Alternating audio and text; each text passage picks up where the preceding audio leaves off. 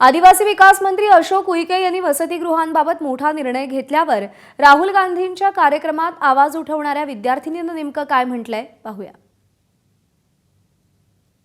जे आमचे उच्च शिक्षित तरुण आहेत, उच्च शिक्षित जे म्हणजे विद्यार्थिनी आहेत, त्यांच्यासाठी ही 12,500 पदांची पदभरती होणं ही खूप महत्त्वाची आहे। त्याच्यावरती सरकारने सकारात्मक निर्णय घेऊन तशी चर्चा करून ते जाहीर करणं गरजेचं आहे। आणखी एक असं होतं की तुमची एक मागणी जरी आता मान्य झालेली असली तरी याशिवाय तुमच्या अन्य कोणत्या मागण्या आहेत, एकूण तुमच्या किती सगळ्या मागण्या मान्य होत्या आणि वयाची अट रद्द झाली अशी आता जस्ट घोषणा झालेली आहे, तर इतर मागण्यांबद्दल तुमची काय भूमिका असणार आहे? जसं की मी आताच मांडलं तुम्हाला, जी 12,500 पदांची विशेष पदभरती आहे, त्याचबरोबर जे सेंट्रल किचन पद्धत आहे ती आश्रमशाळेतल्या विद्यार्थ्यांवरती खरंच खूप अन्याय करणारी पद्धत आहे। कारण ते का आश्रमशाळेमध्ये पहिलीपासून ते 12वी पर्यंतचे छोटे छोटे विद्यार्थी शिक्षण घेत असतात, त्यांना जे जेवण भेटतं ते त्यांना कुपोषणाकडे घेऊन जाणार आहे। ते खरं तर तात्काळ रद्द करण्यात यावं ती पद्धत, आणि विद्यार्थ्यांना गरम जेवण त्यांच्या शाळेमध्येच भेटलं पाहिजे। आणि दुसरी गोष्ट म्हणजे जे गडचिरोली येथे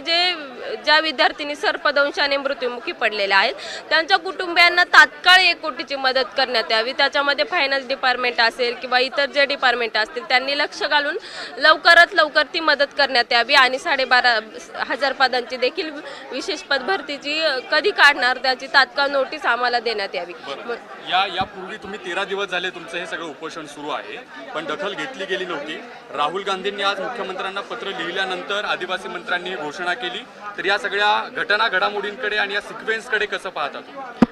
एक तर आम्ही सर्व विद्यार्थी म्हणून हे आंदोलन करत होतो, आणि त्यानंतर आम्हाला त्या दिवशी त्या मंचावरती म्हणजे राहुल गांधींच्या मंचावरती आमचा प्रश्न मांडायला भेटले, आमचे प्रश्न जनतेपर्यंत पोचले गेले। त्यानंतर प्रशासन आमच्याकडे लक्ष देत आहे, तर मग मी याकडे सकारात्मक बघेल। कारण तर का राहुल गांधींनी जे आमच्या विद्यार्थ्यांसाठी केलंय ते खूप महत्त्वाचं आणि खूप अमूल्य असं आहे। त्यामुळे आमचे विद्यार्थी म्हणजे जी वयाची अट आहे ती देखील आज रद्द केली गेली, आणि याच नंतर ज्या बाकीच्या मागण्या देखील आहेत त्या देखील पूर्ण केल्या जातील अशी आशा आहे। 20 वर्ष झाले तुमच्या हॉस्टेलचा प्रश्न प्रलंबित आहे। 20 वर्षांपूर्वी तुमचं हॉस्टेल मंजूर झालं होतं, तर 20 वर्ष का लागली याचा तुम्ही काय अभ्यास केला का? तुम्हाला काय लक्षात आलं, कशामुळे हा इतका सगळा विलंब झालेला आहे? एक तर प्रशासनाकडून असं सांगण्यात येते की म्हणजे जागा वगैरे भेटत नाहीये, आणि जे आम्हाला जे वसतिगृह हवंय ते जे शहराची मध्यवर्ती ठिकाणं आहेत तिथं हवंय, आणि तिथे ते भेटत नाहीये अशी वारंवार कारणं आम्हाला सांगितली गेली आहेत।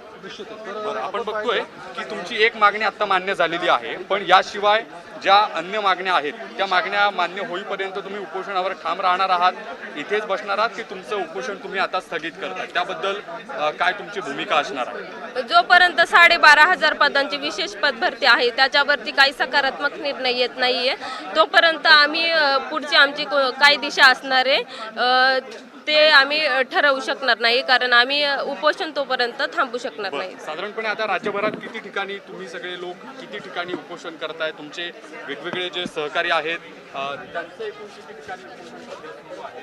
आणि आता जी घोषणा केलेली आहे त्या सगळ्या घोषणेनंतर तुम्ही सगळेजण समाधानी आहात?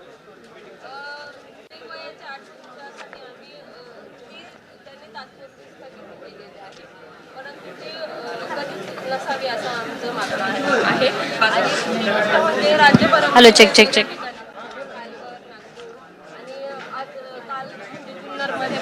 वेगवेगळ्या ठिकाणी आंदोलन सुरू आहेत, तर जर ज्या बाकीच्या मागण्या आहेत त्या जर सरकारने मान्य नाही केल्या तर अजूनही बाकीच्या ठिकाणी तीव्र स्वरूपात आंदोलन। साधारणपणे आता इतक्या दिवसांमध्ये एबीपी माझा, उघडा डोळे बघा नीट।